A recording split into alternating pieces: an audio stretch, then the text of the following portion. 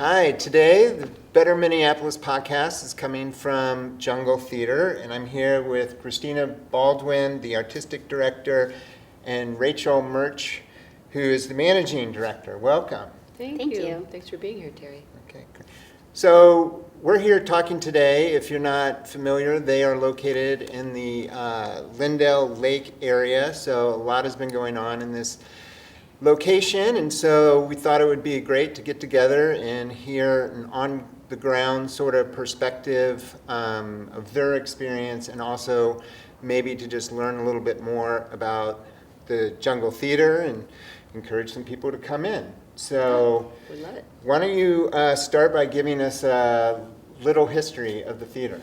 Little history. It was started, well, we've been at this location since 1999, and this used to be a bar called Knickers, and it had, I guess, the information that goes is that it had the most 911 calls of any bar in Minneapolis at the time. Okay. So the city was motivated to help work with Bain Belke, the founding artistic director, to move from a small storefront on Lake Street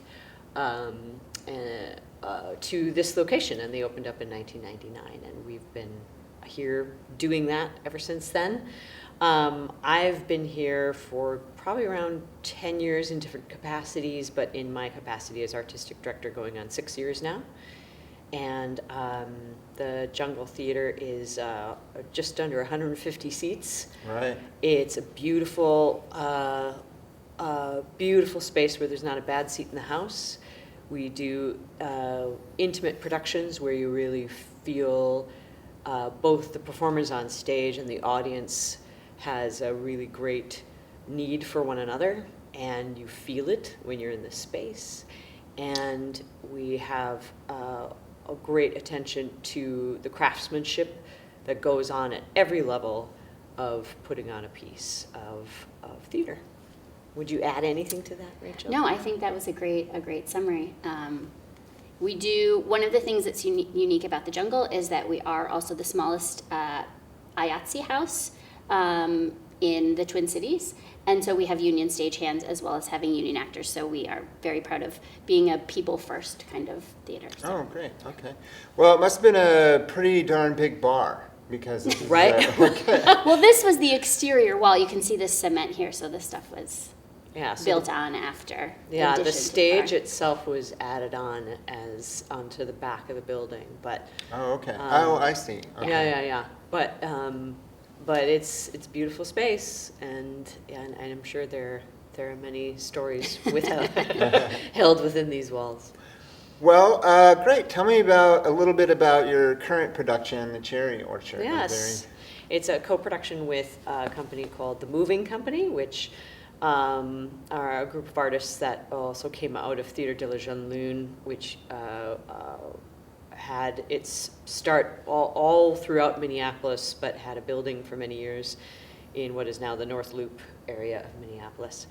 I think their building is a church now. And we have a production that's on stage that's gorgeous. It is an adaptation of The Cherry Orchard by Chekhov, and it's re-envisioned with a smaller cast of characters, so there's role doubling, but it doesn't lose the feeling of the piece. And it is one of those plays that the history goes that it was Chekhov intended it to be a comedy, and Stanislavski, who was the first director of it, envisioned it as a tragedy. And so there you go, and those are the times we're living in. So Oh, that's good to know. I haven't studied that much plays, but Yeah. I mean, I've certainly heard of this one, and you don't need to study them to come come enjoy, enjoy, Terry. yeah. okay. And so, in general, maybe with this production, but obviously this was, I'm sure your attendance, like everyone else, was affected by COVID and the uprising and things. Have you seen people, slowly coming back? I mean, how has that been? Yeah, we have seen audiences come back. I think a lot of it sometimes depends on what the show is, and what time of year it is and what else is happening. The Twin Cities has a super vibrant theater community, so at any given moment there could be 13 shows playing, and so we're all kind of vying for a similar audience. So sometimes it can be difficult to get audiences in, but post-pandemic, post all of that, people are back. We are seeing a shift in who those people are, so there may be some people who, after the pandemic, decided not to come back to theater for various reasons, but we are seeing a lot of new audiences. A lot of our shows have sometimes 50% of our audience is people who've never been to the jungle before. So that's a really exciting thing for us, and I hope that everyone else in the Twin Cities is experiencing that as well. Yeah, but Rachel raised a really good point too, which is since the pandemic, the seasons that theaters can program have contracted quite a bit. So you don't have the same robust amount of plays or performances that are programmed within a season. So as leaders of an org, you're having to be a lot more concise with what kind of stories that you want to be able to produce, how you can employ the people within your industry, and having an eye towards that change and trying to redefine what growth is during that time. I think pre-pandemic there were a lot of new buildings and additional stages, and I came back. I was originally from Minnesota. I moved away and came back to the cities to collaborate with the artists that are here and within this community, because it felt like Minneapolis-St. Paul really supports, and the state of Minnesota supports the arts in a way that is different than many other states. And I'm nervous about how some of those data points of that kind of support is still being relied on from pre-pandemic, and it's not reflective of the current time, and some of that support or the ways in which people want to say, oh yeah, it's more seats per capita. I'm very curious if that is still true, and whether or not the people who say those stats are actually, if the arts and culture are a value to them, and if that support can translate into a stronger channel. So if I interpret that right, you're kind of comparing pre-pandemic to post, and whether or not the strength is coming back the way some of the statistics say it is. Is that basically it? I mean, I think that's fair to say. I think also, you talk to anyone, as a parent, I see what the pandemic did to my children in their development, and so everyone's been affected by it in some way or another, and so I think it's more than just a simple yes, we're back. It's there's an asterisk, and at the bottom of the page it says see also rising cost of, right. Yeah. It's there's so many things about it, and I know we all know it, we live it, and we don't even really quite talk about it anymore because we carry it as people, and we know what that difference is. We see it in the housing market, we see it in the businesses, we see it everywhere. Well, you mentioned that sometimes there's 13 different productions going on. I mean, that to me seems like, oh, well, if I was an actor, that means there's some good work out there. And I know a lot of the people in the creative arts struggled during the pandemic. Yep. Are they finding jobs more easily now, or is that still really a struggle for people who work in the arts? It's a struggle, I would say. I mean, I think it's come back and some employment opportunities have been there, but we are in an economy where our people were a lot of seasonal and gig workers, and that support system wasn't there. When I started here as artistic director, we decided to also instate a leadership cohort model, which really was an investment in local artists to help them understand more about how theater is made, how particularly our theater is made and how it runs, and how we have a more direct tie to freelance artists in our neighborhood and in our community. Because we do have the ecosystem is wide in that we have a huge reputable regional theater is, the Guthrie that draws people in. Mm-hmm. You also have a lot of commercial touring theater that happens, but you also have small theater that is made by folks who don't have a particular brick and mortar space, and that is the predictor of a healthy ecosystem. Is that if the people within that ecosystem can continue to get robust work and keep their skill level growing, that's what makes it a healthy ecosystem. And I do worry about that because there was a lot of attrition during COVID of folks who couldn't make a living anymore in this business. And so we saw a lot of people with, it's interesting, it's like there are folks who have been able, of a certain age, who have weathered the storm, and then there's young people coming up, but there's a chunk in the middle that I think, again, in a healthy ecosystem, you have a mentorship of information that's passed between, and there's been hiccups, and when we see it, and we're trying to figure out how do we help it still grow. I don't know if you would add anything. No, I mean, I think that also, is seen in, like I mentioned, we have IATSE stagehands, and there was a time during COVID where a lot of stagehands were either getting older and decided to retire because there was no work, or people who didn't want to have to wait or couldn't wait until work came back to do the sort of technician kind of work that they did. So they left the union and they went and found other jobs. So there's also, that sort of build back up of people in that workforce, and our cohort now is trying to figure out ways that we can sort of help be a place where people who want to work on the technical side of things of theater have a place to come and be in a union house and learn those skills, because there were a lot of people who left that. So, I mean, now we're, 5 years, I guess, into this, and I think that things are getting better for people. It's definitely not what it was pre-pandemic. A lot of that also has to do with the way that nonprofit theater is funded has changed since the pandemic.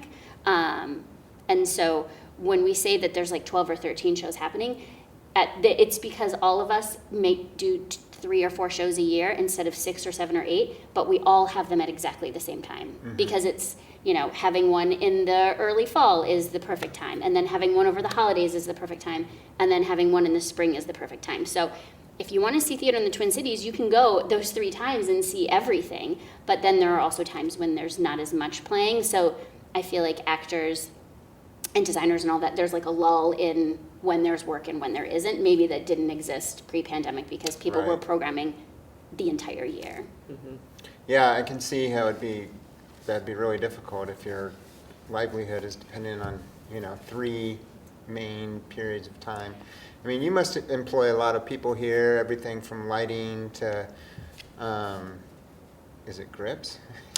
Yeah, I mean, they're different. It's different roles. It's a very good question because those skills translate to other things. So we have a lot of really great skilled technicians, craftspeople who will work, say, on a film set where there is work as a grip. But a lot of the artisans and craftspeople that we have here and technicians are folks who have honed their skills in live performance and on the stage here and in various theaters. But it's hard too because post-pandemic too, a lot of the venues have changed and slimmed down, and so there's just a lot more competition for the same amount of time, and then it's hard because you get one gig and then you'll have months where there's no work, and then you'll have 3 offers at the same time, and it's how do you make that work? So for your whole year, we see the difficulties and the challenges that people are having to figure out in their own worlds. So you mentioned how funding for theater has changed, and you have a unique ticket pricing model, I think, where it's pay what you can. Did you start that after the pandemic? Has it always been that way? And are you finding success with that model? We are finding success with it, and it was not always that way. It did start in 2021, 22. It was, and it was modeled after our friends at Theater Moo, who have a model that was the inspiration called Pay As You Are ticket pricing. So it's a sliding scale, and it kind of, it was in response to all the things, right? Where things were more expensive, but we survive on getting more people to know what we do, and we want to welcome in younger folks. And there is still a value of a certain ticket price that would be fantastic for us to make, but rather than having all these hoops for people to jump through of like, get this code and do this discount, we want it to be something that's much more accessible for all. Mm-hmm. And Rachel, you can speak to. Well, yeah, so tickets are $15 is the lowest price, and there's no fees or anything on that, so you can come and sit here and see an amazing show for $15. And the ticket prices go all the way up to $95. Our market value is $55. We say that's what, if we set a price, that's what we think that the seat would be worth. And so we invite people to pay whatever they can. And we also invite people who may have access to more funds to pay higher than that ticket price to sort of pay it forward to other people. And we do see a lot of, I would also say like 50% of our audience is people using our pay-as-you-are tickets. And it does make it extremely accessible for anybody, right? You can go to the movies or you can come see a live theater show, and it can be the same price. And I think it does allow people who haven't been to the jungle before or haven't been to a theater before to say, I want to try that out, and the investment that I have to make isn't that big, right? I only have to pay $15. I can see if it's something that is for me, if it's something that I enjoy, if it's something I want to be part of my regular life. But you don't have to make that huge financial commitment. Because, if you're going to bring your family of 4 to see a show at any theater, it could be hundreds of dollars, right? And so you can come here and it is less. And we just want to make sure that anyone who wants to come see the show can.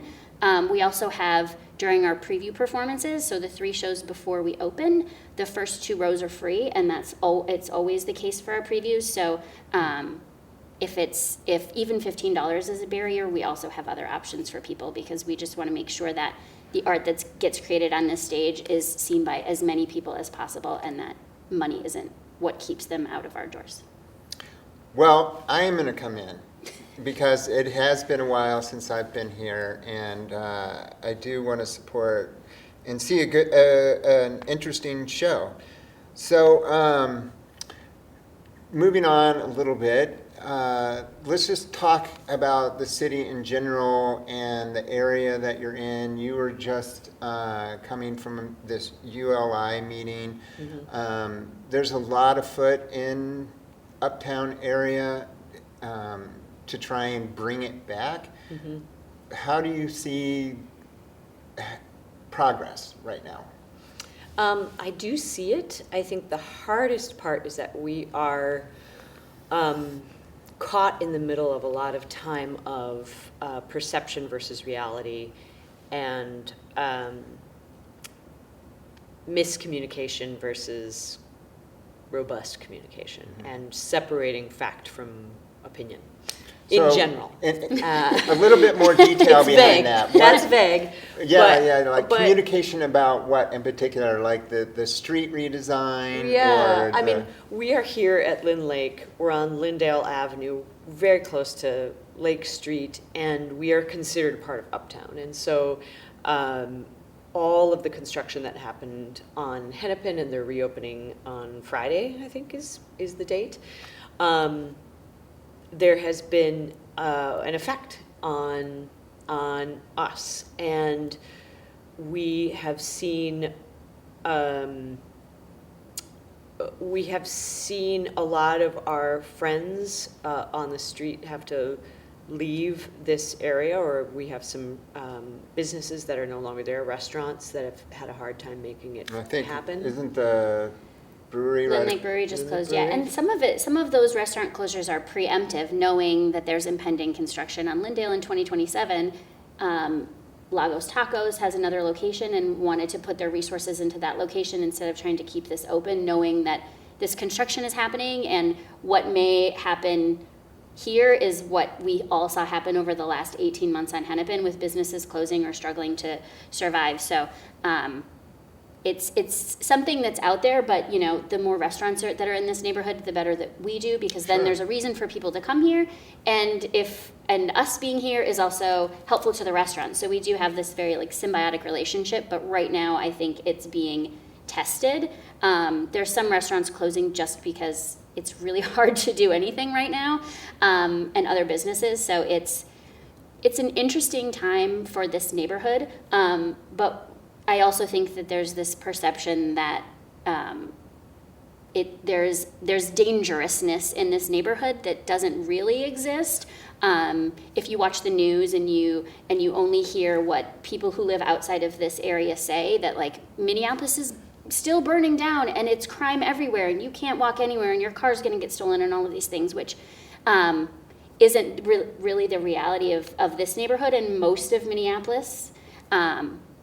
But it is the perception, and so we always try to, especially with our patrons and all of that, is to reassure people that the neighborhood is safe. You can park your car in the lot behind our theater and you don't have to worry.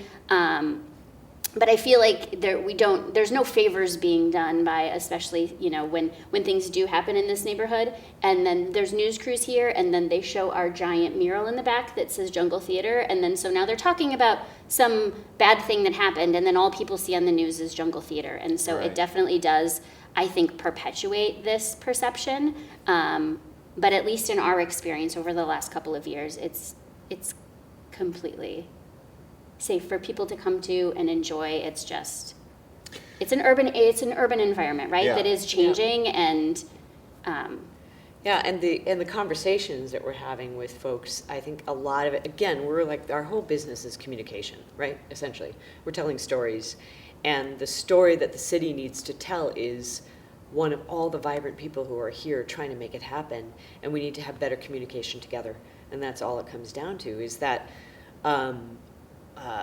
oftentimes change doesn't happen, or the advocacy doesn't happen when you're a single entity. And I think that's the thing that we're always, I was saying that we're uptown, but we're not. We're on a city road, but it's not. It's a county road. There are all these things that the Jungle Theater resides on a very interesting, it's not quite Lake Street. It's not quite uptown.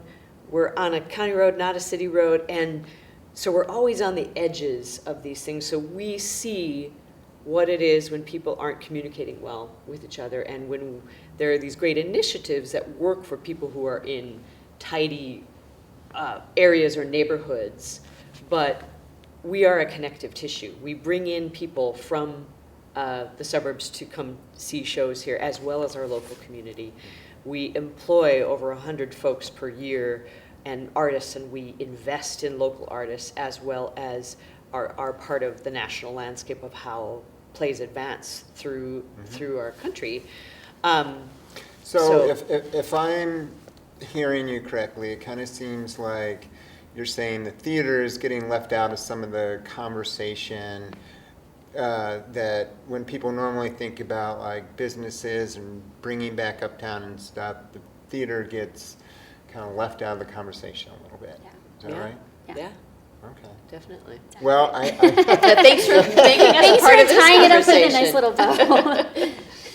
So you mentioned that obviously you're on the edge, which what immediately came to my mind is well, theater should be a little edgy, Right? I mean, we thrive there. Yeah. We thrive there when also the other systems are thriving. So reconstruction of Lindale is going to be a big deal, and the county's had, they've received a lot of feedback on their plans. Yes, they have. And it seems like what they landed on was something that basically nobody likes. I mean, it seems like the biker advocates don't like it, and then the people who want more parking in the area don't like it, and so how are you preparing for the construction? Are you still just kind of uncertain, or are you planning a whole communication strategy around it, or how do you prepare for something like that? I mean, I think the only way that we can prepare, I mean, there's two different scenarios, right? Like the construction affects us in such a way that we have to, for that year or 18 months or however long the project is going to be, that we program somewhere else that's not in this building, right? If it's too hard for people to get here, is that an option? So you're actually looking at other theaters. We're seeing what all of the options are, knowing what happened on Hennepin. To go, that's an option, but I think the ideal option is that we do have enough information from the city about all of the different times and ways that traffic and parking will be impeded on a daily basis so that we can communicate that with patrons. I think being able to tell people what's happening and where it's happening and where they can drive and where they can park is going to be the thing that keeps us going, but it all depends on making sure that there is that communication from the city so that, because I know driving when all this other construction was happening, it's like one day the right lane would be closed and then the next day the left lane would be closed and there would be no signs to tell you which day which lane was going to be closed. And and in my experience, I feel like it makes people not want to go somewhere then when it's like, I don't know what's happening, I'm just going to stay away. So making sure that we have enough information so that people don't stay away.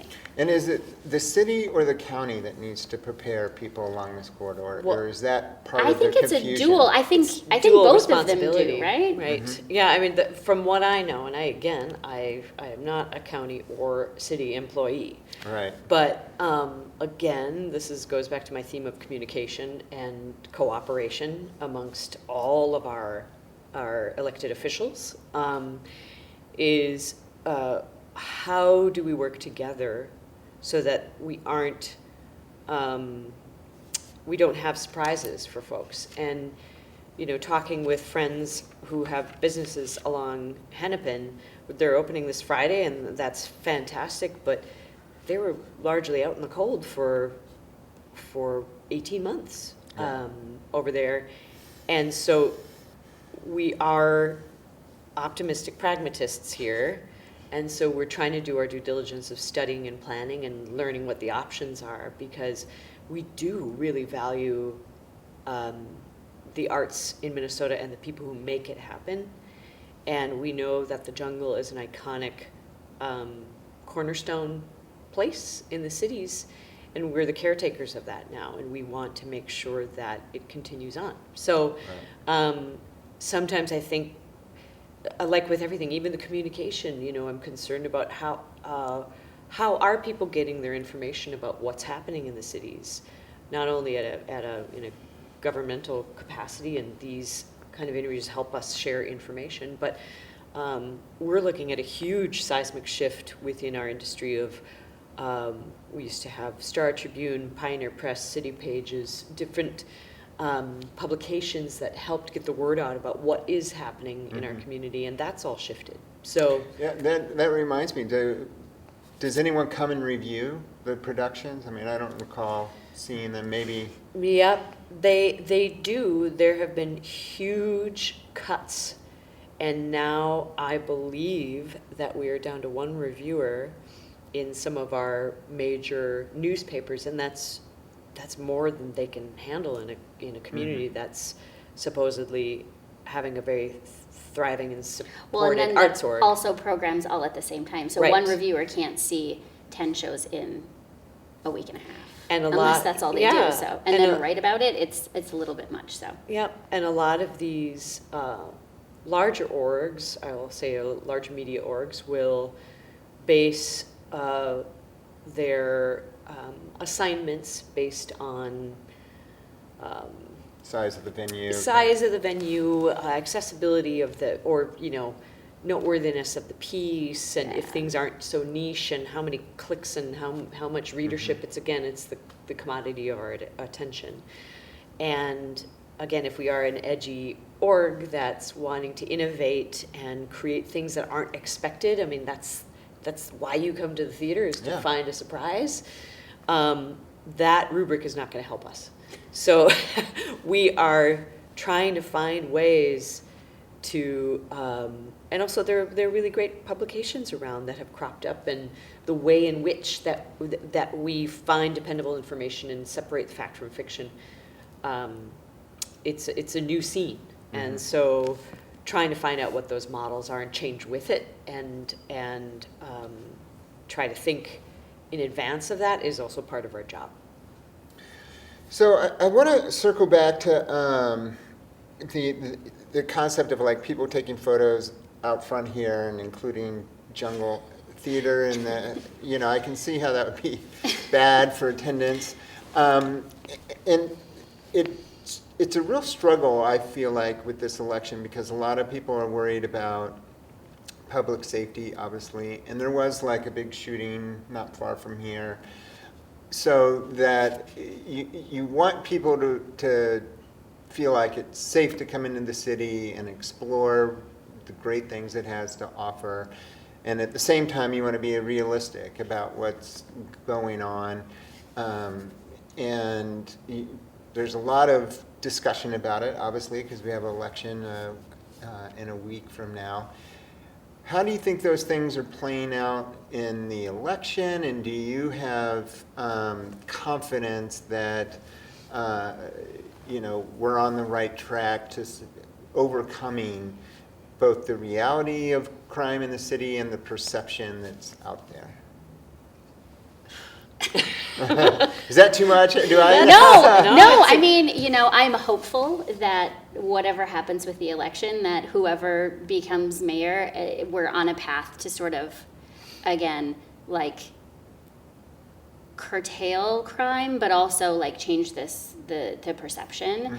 Mm-hmm. I would love whoever is mayor to sort of, and we've actually met with several of the candidates just to talk about like the jungle's role in this neighborhood and how they see the arts being an important part of the Lynn Lake neighborhood and Minneapolis, and how they plan on supporting the arts and all of that. And so we've had these conversations with some of the candidates, but it's also the idea, I mean, it's such a weird time right now, right? That I feel like I don't know that whoever is elected can really get a handle on whatever is happening in the city, because I feel like it's bigger than the city, and it's bigger than the state, and it's bigger than all of us. And so define that a little bit. When you say it's weird right now, what does that mean? Well, I feel like there's so much uncertainty for people. There's so much. People don't have as much money as they used to have. People are struggling financially. People are scared of things happening in their neighborhoods. They're scared of ICE. They're scared of all of these things. They're scared about rights being taken away. And so cuts to jobs. All of these people just announced layoffs at Paramount and at Target and at UPS and all of these other places. So I feel like when that happens, like there is an instability in the way people act too, right? And so I don't know, and I feel like this is getting bigger than the jungle and bigger than Minneapolis, but I don't know that whoever gets elected mayor can really get a handle on that, because there's so much out of our control. Right. But I would love to see whoever it is also try to change the narrative about what Minneapolis is, right? I don't think we see a lot of that publicly. Mm-hmm. I would like to see a champion of all of the different neighborhoods and what they have to offer, and less seeing only coverage of those neighborhoods when things happen, when bad things happen there. Well, I heard this recently at a conference that I thought was funny. It was that the news doesn't cover like all the successful takeoffs and landings at the airport. They cover the crash. Right, and that's what, yeah. Yeah, no, I think it's really true. It's having a realistic view of the job and the time, but still having optimism for what it needs, and realism for what it needs. Because for me, it's really about like, if you don't go there, if you aren't giving attention to something, it will atrophy. Mm-hmm. And so where are the places that are out of balance? Where have we been largely looking away, hoping that it's all just going to take care of itself? Where is it that there are difficult conversations? Is like, it's hard to communicate with people, and it's hard to, in this day and age too, when there is such, like, I always talk about this, like, feeling of like existential dread. That I feel the mayor for can't solve that? Right. There is that. I mean, if one of them could, they would absolutely be elected, right? This would be a landslide. But I keep coming back to communication and like, it doesn't mean we're going to find the solution right then, but it's like how we create a piece. You do the first bad idea, and it leads to a better one. And I think the only way to do that is if you give attention to it and talk about it, and are not afraid to be wrong every now and then, but not afraid to hear that you're wrong. Well, I mean, I feel like there's a couple of things that seems like keep us stuck a little bit, right? One, I feel like, politicians do get attacked, in an extreme way when they put something out there and it's wrong or the outcome isn't. And so I feel like that makes for some more timid solutions, right? Yeah. And then the other thing that, occurred to me when you were talking is that, yes, you want the mayor, you want your local city council person to be kind of the cheerleader for the city and the arts and telling people this is great, but they keep getting kind of dragged back into the conflicts of the past, right? Yeah. And it's like, how do you balance that where you recognize spikes in crime or some police brutality that's happened, or all these very real significant problems that were in the past, but you still need someone who can recognize that, treat it as worth attention, but also be the cheerleader for the city. You know? Well, I mean, even in this ULI meeting that I had this morning, I was part of some of the. And what's that stand for again? Oh gosh, I knew you were going to ask me this. I should know too. I've read it. Something Urban Landscape Institute. Yes, Urban, I think so. Yes. Okay. And the that sounds right. And then the TAP that you're talking about is Technical Assistance Program. Yes. And so TAP. That's what I was going to say, Terry. TAP is funded by the city, and it's a way to help local businesses get together and develop skills and plans and communicate, as you're talking about. And they've hired this company called ULI to help gather community feedback. Yes. Right? And the people who are on the panel are volunteering their time. So they're folks with a lot of great different perspectives, and folks locally, nationally, internationally that have been brought in to share a perspective of what has worked in their communities, what could work, how could we envision. But getting back to that question of we have to be able to have a vision of what we want, and not always just go back to the same chew toy of what was bad and this is horrible and this is bad.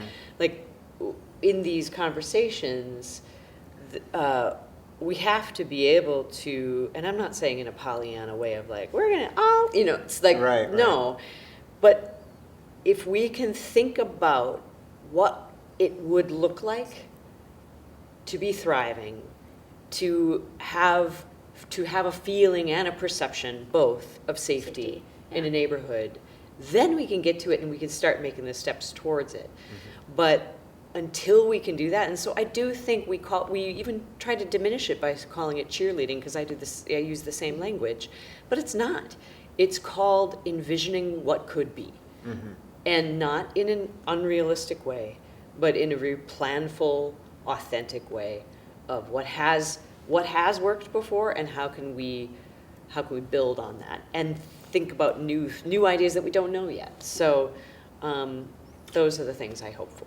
And that envisioning that you're talking about, I think that's what this program is hoping to do. It's not just about Lindale. It's how do we strengthen this whole area? Yeah, right? Largely, the TAP report, there are a few Lindale folks as a part of this that I saw, but it's a huge amount of folks who are mainly more in the centralized towards Hennepin that are part of this, and so I'm very grateful that we are a part of it as well. But again, it's hard when we have all these initiatives and we have cultural corridors or things like that. What happens to the folks who are on the edges, who don't quite qualify for the support and the initiatives, how are we, and I understand that at different levels of government, you have to be able to, okay, this is where we're concentrating on our efforts. But again, if we can try to have a vision of who else is part of that, then maybe we could have a better idea moving forward of what that support actually looks like. Mm-hmm. And I know, like last week I attended an event held by the Uptown Association. They're exploring this idea of a business improvement district, a bid. Is that something that the Jungle Theater supports or would participate in, or is that another avenue you think that might help the area? I don't know. I mean, yeah. I mean, we frankly, I need to be better educated on that, and I was meeting some people today that I would like to connect with at the Uptown Association, because I do think there's a lot of great energy there around that, and it is something that we have to do. We're just in a unique position too, because we're a nonprofit theater in the arts amongst a lot of small businesses, mm-hmm. and so we wear both hats mm-hmm. of having to find our footing from the changes within our funding structure and all the chaos at the NEA, to state support that has dwindled, to all of these things, and then we also have to have the small business hat on. Yeah. Mm-hmm. And But so we do partner with like the Lake Yep. Street Council and the Lynn Lake Business Association to do various things. So we definitely have like our hands in those places. So I feel like as many of those that exist, that we can sort of also all work together. Because Yeah. I feel like the ultimate goal is all the same for all of us, right? We want all Yeah. the businesses and people that live in this area to thrive. And we want safe neighborhoods, and we want all of the same things. So like, how can we all actually work together? Because sometimes it does feel like they're segmented, where there's like, this business association is just for this like corner. And then there's the Lake Street Right. Council that like, if you're off of Lake Street, we might still work with you, but not all the time. And so it's like, how do we sort of put a bigger umbrella over all of us? Yeah, it's funny that you mentioned that, because the sort of those groups, the associations, the different nonprofits, a lot of them are so specific. It does seem complicated in navigating them in a way that's similar to what you find with our government structure, because mm-hmm. it's like, not only is there the city, there's the county, there's the municipal council, there's, federal stuff, state stuff, and so, we have multiple layers on both sides of that equation, the government and the nonprofit sector. And it does seem like sometimes there can be duplication or just intimidation of trying to navigate all that. Yeah, is, and I mean, I often think about this, I mean, not to go on a tangent, but like to negotiate, say, healthcare, and if there's a change in it, and if English wasn't your first language, and if you don't have 6 hours of a day to set aside and be like, I'm just going to be on a phone trying to get help, It's like the actual task that it is on a to-do sheet, and the actual time that it takes to get all of the best information and get to that there's not a to-do sheet that's big enough right for those things. And it's like, call healthcare providers the top line, and then you're page through here. And, and it would take your whole notebook. So. Well, speaking of, I want one final question, because I don't want to spend too much time talking about the federal government, but you mentioned like chaos in the NEA, National Endowment for the Arts. What does that mean exactly? Are they facing the type of firings or reduction in funds? Maybe you could just spell that out a little bit more. What does that mean, chaos in the NEA? Well, I mean, for us, it means there was some specific sort of restrictions put on what they would fund for their specifically like theater programming grants. And so they no subversive theater. Basically, they Yeah. prioritized things that celebrated the 250th anniversary of the signing of the Declaration of Independence. And they, when theaters, now I think there's a court case involving this part, but they wanted theaters who got grants to sign something that said that they wouldn't participate in gender ideology, and that there would be like a limit to the DEI initiatives that you could have. And they wanted theaters to sign these things in order to get these grants. And so Wow, I did not know that. yeah. Yeah. And No, there's so a lot of- there's a lot of there's a stuff lot of happening. folks who received grants, even people in the Twin Cities who received grants in a funding cycle, so they would have gotten notification in this last fall. And then the thing about the NEA is you get the money after you do the thing, right? So they don't give you the money and then you do the thing. You do the thing, you fill out a report, they give you the money that they've awarded to you. And so these organizations were awarded money to do certain projects, and then they got a letter in April or May that said, just kidding, you don't get that money now. And they've already done these projects or committed to Right. these projects. And then there was folks like us who filled out grant applications, and we were supposed to find out in May, and then we didn't find out until July, and most people just got denied. And so it's this changing in the rules about what can be funded or how they're funding things, and I also think that there's just a decrease in overall funding on a federal level. So who knows what's going to happen now? Yeah. Minnesota Citizens for the Arts and Minnesota State Arts Board and all of these people have had plenty of panels with arts organizations around town to go, here's what you might be able to expect, here's what we can expect. I mean, they've been really great about communicating with everyone sort of the status of everything, but And the legal implications, Yeah. because we don't have a legal department. We don't have, there are looming threats of legal recourse and types of censorship that are happening through funding channels that have real implications. And to get caught up having to research and make sure you know what's coming and to do your due diligence is very hard to find that time and the funds. Well, I want to thank you for your time today. I'm going to come out and see the cherry orchard. I hope other people do too. Is there anything that we didn't cover today that you want to talk about? I thank you for Yeah. this. I think, again, like the business of communication, it can be a very thorny road. Yeah. And I appreciate the fact that you're doing this. Well, I think one of the things that I've heard quite a bit from businesses around the city and yourselves is that it can be hard to feel like your perspective is getting heard at City Hall or in the, and so, I hope that this helps a little bit if you've struggled to get your, particular needs heard. So. Yeah. We thank you, Terry. Yeah. Thank All you. right, you. great. Well, thank Yeah. you.